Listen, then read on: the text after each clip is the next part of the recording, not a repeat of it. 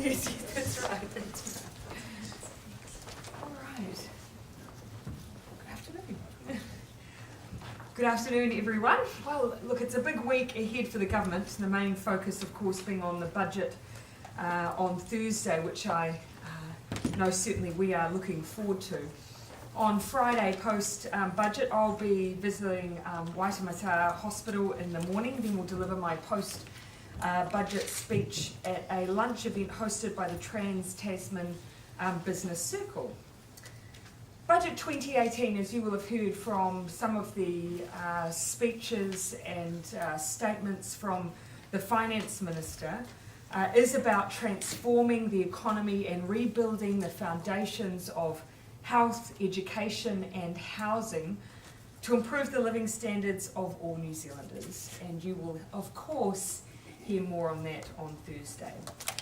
I want to use today's post-cabinet press conference, though, to touch on the arrangements with the Deputy Prime Minister during the period of absence that I will have with my baby. Not intending to leave early, but one should always be prepared.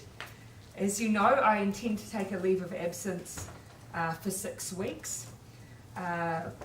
Deputy Prime Minister Winston Peters has agreed to be the acting Prime Minister during this time, although I don't recall much choice being involved in the matter.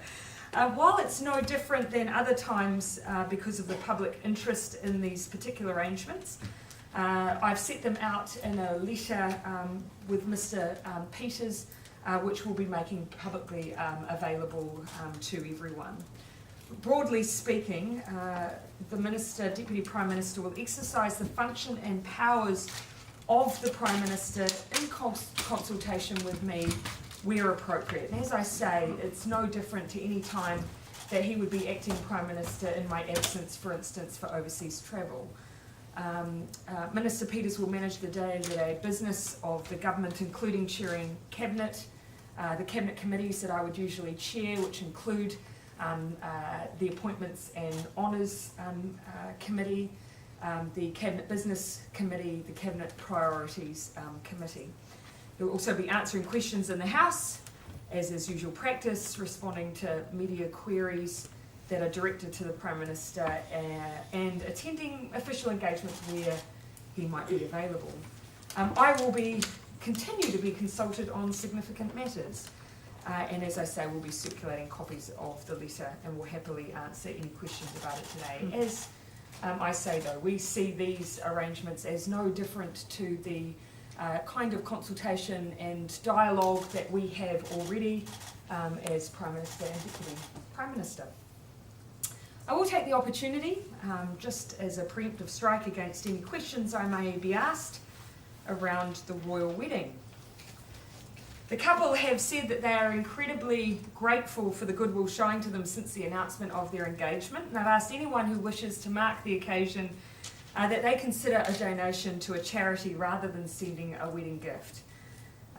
Of course, given New Zealand's close contact with the royal family, our connection to the royal family, we have decided, as we did with Prince William and Catherine, to make a donation to mark the occasion of their wedding.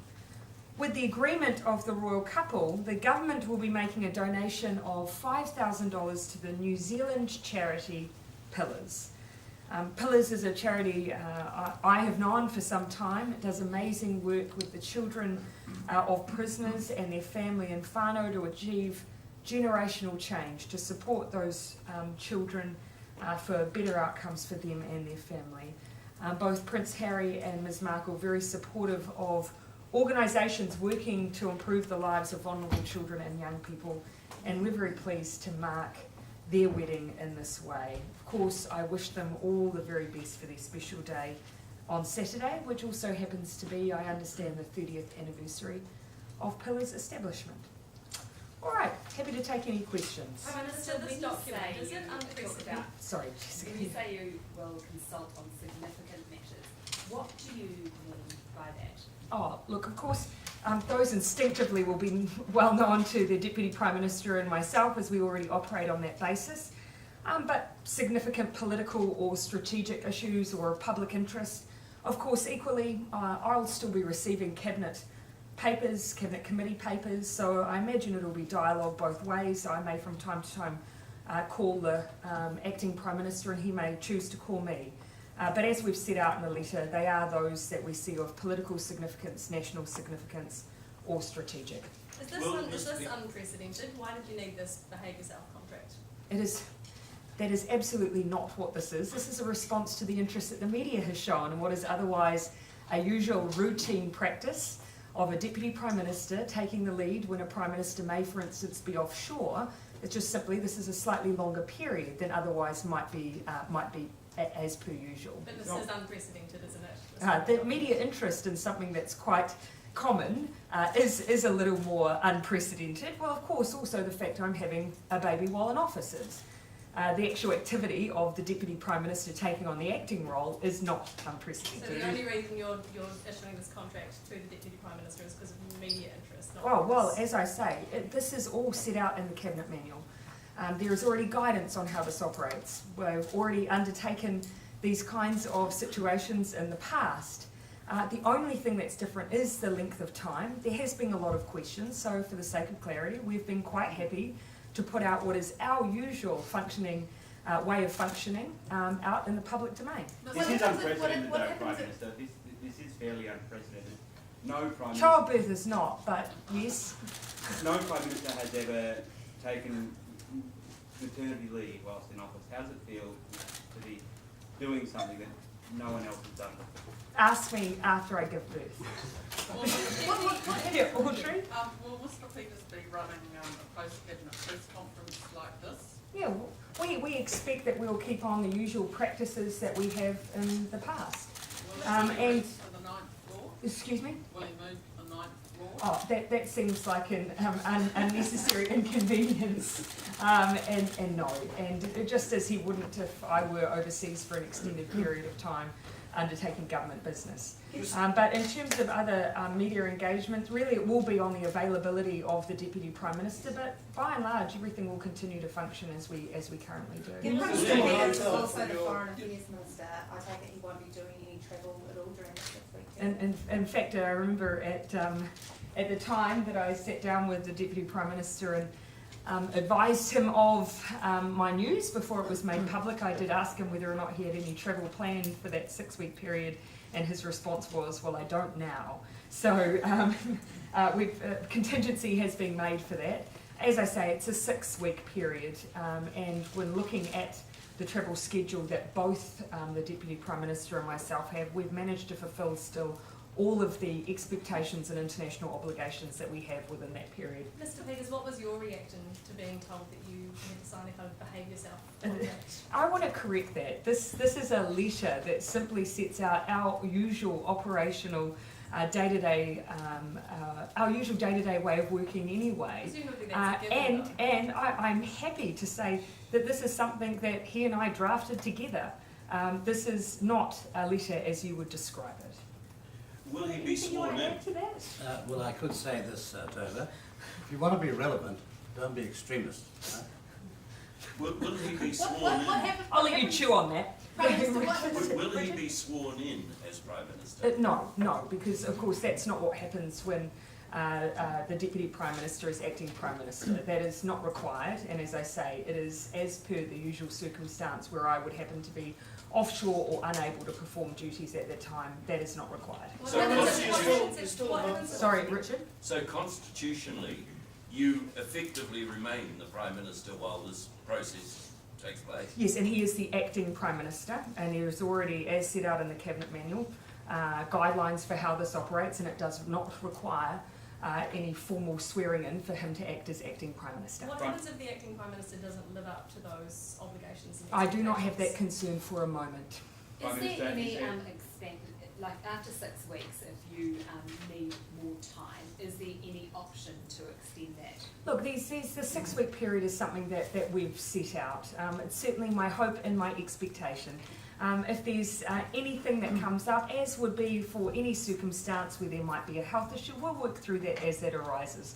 I'm certainly hoping for the best, planning for the worst, but expecting everything to be as we've set out Yeah. for the next 6 weeks. Presumably you'll still be able to, be contacted and Absolutely. phone when needed.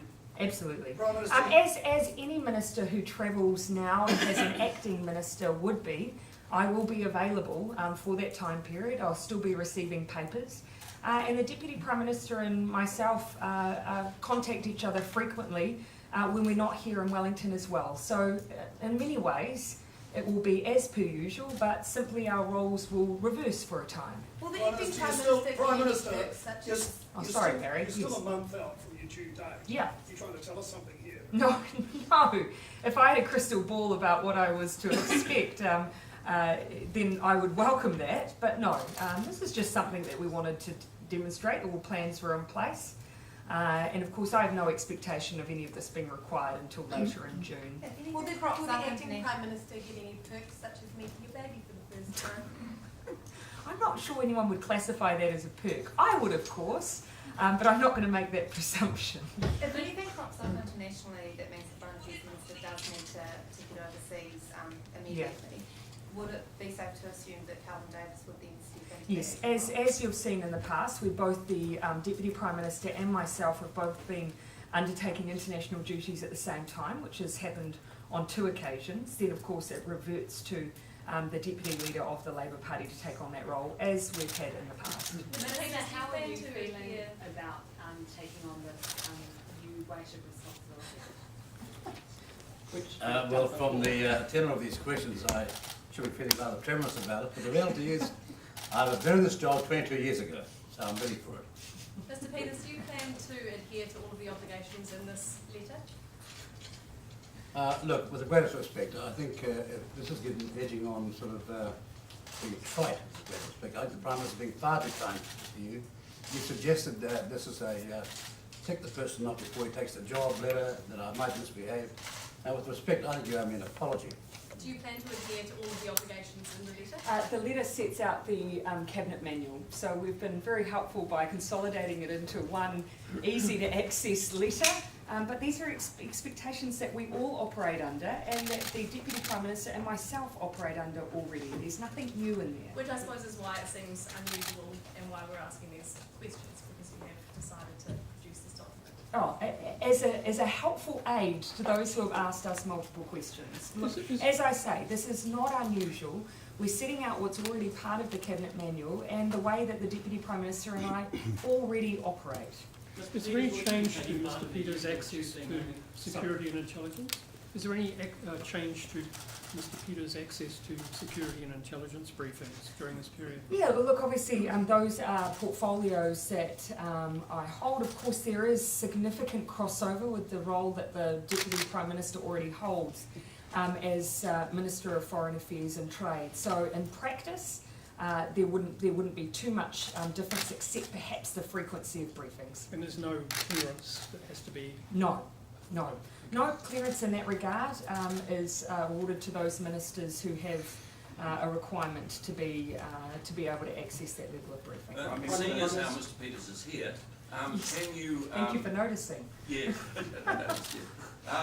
Can we learn a little bit more about what this proposed trip of his to China that's about to take place is all about and what he's intending to do? Well, we made it a priority to put out the government was formed to go to China, but due to circumstances, we've not been able to go till now, and we're going in about a week's time. The object is to, frankly, extend our relationship at a time when trade and trade-related matters is seriously critical.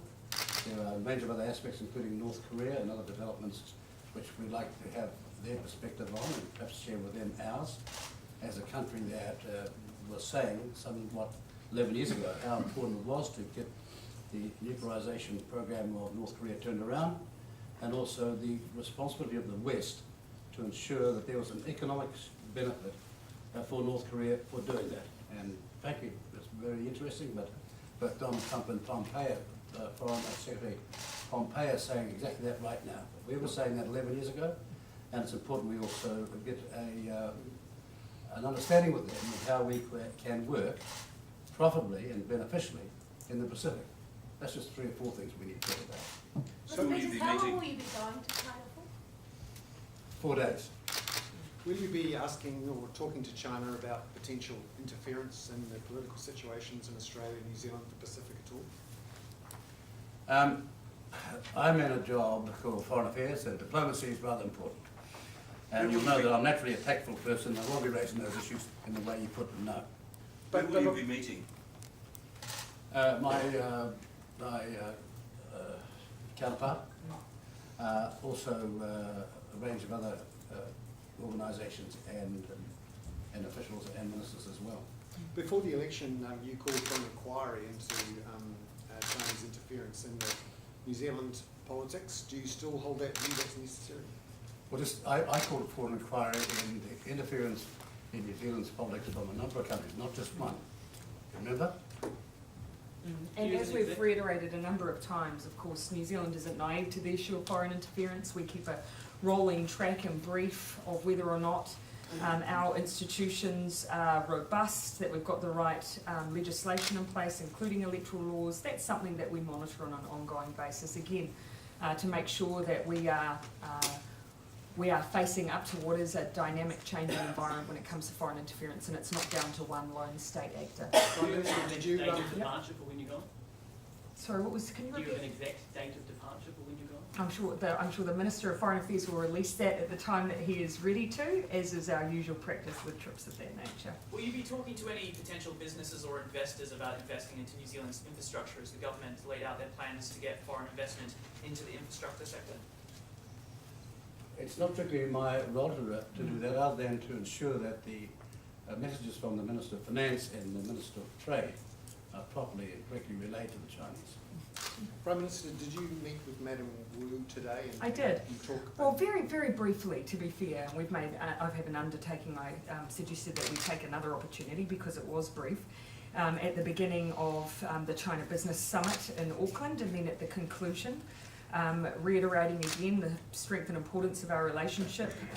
My intention, as I've outlined before, later in the year, I hope to be able to fit within my travel schedule a trip to Beijing.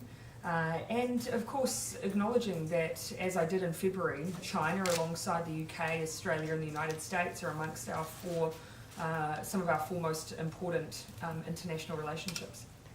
Prime Minister, do you have any comment on the work that Minister Ardern and Mr Peters are doing around the Kermadites and this mixed model approach and the hope to get something across the line with the Greens by the end of the year? No, not at this stage. Obviously, that's amongst many policy issues that we're working our way through. The National Party just put out a press release about the National Party just put out a press release about a case of Mycoplasma bovis being found in the Waikato. Can you give us an update on the spread of the disease? Yeah, obviously this is this is something that we are trying to manage as a new government. That I have to say, from all of the evidence I've seen, seems to be a direct consequence of poor systems, processes, and biosecurity investment.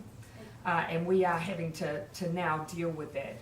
This is something, of course, that NPI are working very, very hard to make sure that they have containment plans around.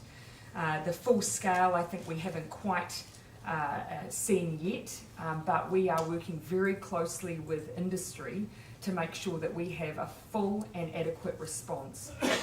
As I say though, this, from my perspective, is this government having to pick up the pieces of significant neglect and underinvestment, and quite frankly, from what I've seen, it's shameful. Is there much point playing a blame game at this point? Oh, well, it's not going to stop us getting on with it, but I think it does point to the need for us to make sure that we have the right regulation in place to protect what is a significant industry for us. I will highlight again, look, this poses no threat to human health, but it is something that we want to make sure that we do all we can, if possible, to get under control, because this is such a significant sector for us, and such a significant sector that the protection should have been in place in the first place. how much And I raise it, to be fair, Gina, because we've had questions in the House that have made it of a political nature, when to be fair, I find that pretty brazen, given we're dealing with something that really came to light some time ago. So, Given the extent of the spread of the disease that seems to be increasing every day, is the government's ultimate goal eradication, or control? Yeah, and at this point, as we try and quantify the scale of the issue, those are the very questions we have to ask ourselves.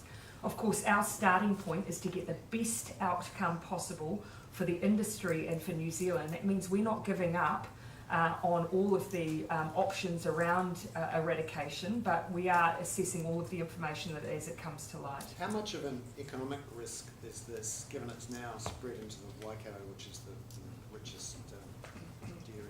Keeping in mind, of course, at the moment what we're seeing in the Waikato are areas where they're monitoring, and where across the North Island there are some spots where where there is some containment and movement notices around. But even at this point, it would be unfair for me to predetermine actually how far that spread is in that area. In terms of the wider economic cost, look, there are a number of agricultural traders who are already having to deal with the presence of Mycoplasma bovis.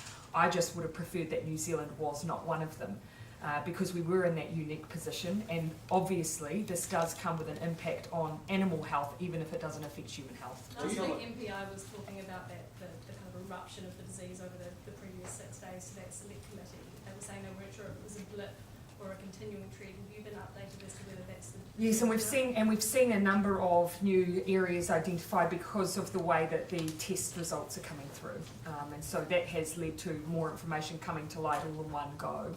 But whether or not those initial findings then give us a greater picture, whether there will be more, that's what we're working through now. I know the Minister for Agriculture is spending almost 100% of his time on this at the moment. He's giving me and the Minister of Finance constant updates. We're really prioritising this issue. One of the reasons why it spread so widely is that the NATE scheme, Yes. originally set up by Labour, was seems to have been ignored by up to 70% of Yes. farmers. Yeah. What do you think is necessary to make sure that the next outbreak doesn't happen? And that's exactly the question that we have to ask. There was a system in place, it has failed abysmally, and we're picking up the pieces of that. And we want to make sure that first and foremost we deal with the issue at hand, and that is Mycoplasma bovis, and trying to pin down its spread and still focus on the possibility of eradication, because why wouldn't we strive to get the best outcome for the industry possible? The second question is, how do we prevent this ever happening again? And NATE is in our sights. Are you confident that the rural support networks have got enough resources and funding to deal with this issue? I mean, they're dealing with farmers who in some cases have lost their livelihoods. Yes. Have they got enough? And that's why we're working so closely with the industry. The Minister is talking with them frequently about the management of this issue, and we particularly have top of mind the impact for individual farmers, some of whom have already faced cull, because obviously that has an impact for them too. But what they also need is certainty. We're trying to make sure that we use all the information available to put in place a plan that's based on evidence, but we haven't given up on all of those options. Why has the government decided not to fix or reform the OIA?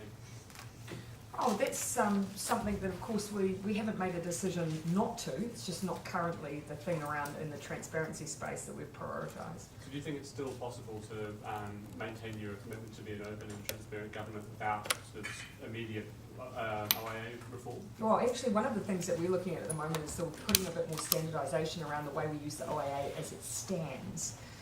Of course, some may ask us whether or not currently we're applying the existing OIA legislation as fluidly as some might like, and actually the issue of more standardised release is something that we've been looking at. Are you sort of open to criticism from journalists and people who use the OIA that this government perhaps hasn't lived up to its commitments and expectations prior to the election on its use of the OIA?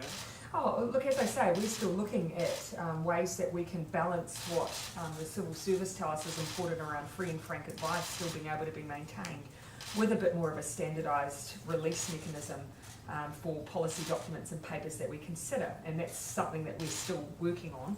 What I would say around openness and transparency, that does go beyond the Official Information Act. That's how we deal generally with issues in government, how we socialise the problems that we face and talk openly about some of the things that we know we need to improve on as a country. So I think it does go beyond just the way we use the OIA. And is there a time frame for perhaps when we would notice changes?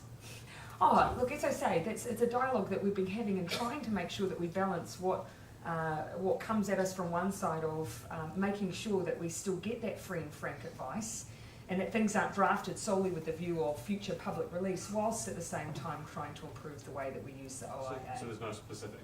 Not at this stage, but it is something that we have been working on for some time. There's an issue in Tokoroa around pokie machines, with what seems to be a loophole with 30 of being able to be put in one place. Is that something that you find concerning, and would you look at the Act to see if it needs tweaking, if that is the case? Look, I would want to see what's happening specifically in Tokoroa, but what I would say is of all the gambling devices, I think pokies are the most problematic. There has been a policy of sinking lids, so I would be interested to see if we saw a proliferation like that in one particular venue. You've got the budget coming out this week. Could you We do, thank you for noticing. Yeah, looking forward to it. Could you give us a little bit more information about what sort of budget New Zealanders should be expecting from your government? Yeah, look, as I said in the introductory comments, you know, we've pointed out for some time now as a government that in this budget we will build the strong foundations for the future, and that does mean reinvesting in areas like housing, like health, like education, those core fundamental services. And, you know, we've acknowledged we won't be able to do it all in one budget. We will build over time. But I see what we're doing in this as being transformative, because it's not just about our services, it's also about how we transform the investment in our economy. How do you think it's going to differ from, say, for example, National's budget last year? You'll see a little bit more that's about growing the pie. On Indonesia, Prime Minister, what's your reaction to the latest bombings this afternoon our time?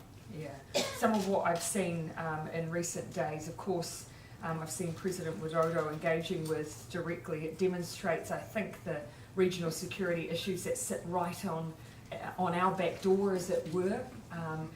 These are issues that when President Widodo visited recently, we spoke about. Growing concern over that radicalisation, and to see, for instance, children being used in bombings is absolutely appalling. And to yourself or maybe the Foreign Minister, if he has more information, is there any update on the advice for Kiwis wanting to travel to Indonesia? No, I don't think we've seen an update on the travel advisory for Indonesia, but we'd be happy to supply it.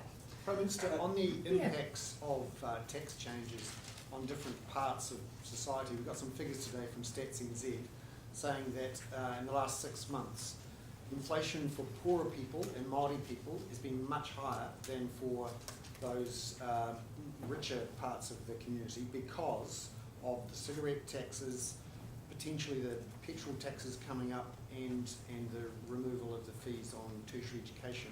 Is your government actually implementing regressive tax policies? No, and I'd imagine that if you factored in the overall boost that those exact same families would receive from 1 July, after the full implementation of the families package, we'll see on average those low-income families benefiting by up to $75 a week once it's fully rolled out. And on top of that, the winter energy payment as well, which goes directly to those who are on government support, you know, an extra $450 to $700 over those winter months. You know, those are the most significant changes we'll see in income for those families in over a decade, and I see them as being transformative. But is that compensation enough for the various regressive tax measures you're going to make, including... Well, firstly, you're making an assumption that all of those families smoke cigarettes, first of all. Second of all, the reference to excise. Well, of course, if we're talking about someone in regional New Zealand, you know, 3 cents, does 75 cents make up for that? Yes, it does. And of course, in our mind, the more we can do to improve the options for those low-income families around transport, then the better. Keep in mind as well, we are doing our best to turn around the biggest impact on those households, which is their housing costs. That means making sure that we have more, for instance, state and public housing available, but at the same time trying to remove some of those extra costs they might incur, like letting fees, and also bringing on more supply to try and bring down those costs. Again, these are not tweaks around the edges. We are absolutely focused on trying to ease the squeeze that those families feel. Will you consider extra compensation for those poorer groups? I think what I've described is just that. And we designed it purposefully to boost those lower middle income families the most. It's more than you would ever achieve by undertaking, for instance, a tax cut. Do you think it's possible to address inequality without taxing the rich more? Oh, well, I think you'll see that we, in effect, have done that by cancelling the tax cuts which the last national government brought in, which we're, of course, giving 400 million to the top 10%, reprioritising that, using tax credits, which are a much more targeted way to provide that support to those who need it most, and I think we've done it very effectively. Ian, All right, did you everyone. meet with, the US Congress? Yeah, of course you may. Can I just say one last thing because of the nature of the first question regarding me behaving myself? Can I just say the Prime Minister and I crafted this letter, or we crafted together, and in the last 6 months that's exactly what we've done. Not 7 days a week, but we work cooperatively.